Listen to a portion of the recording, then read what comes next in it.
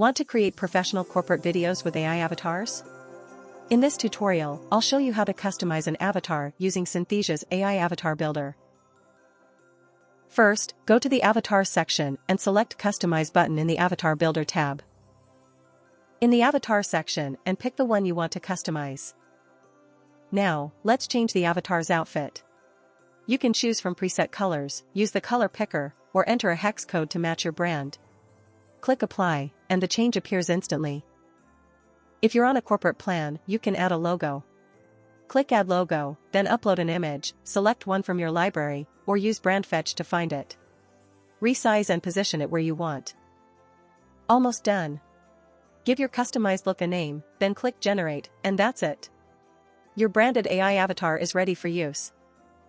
And that's how you customize an AI avatar for your corporate videos. Want to take it a step further? At ComLab India, we create high-quality AI-powered videos for training and business communication. Let us bring your content to life.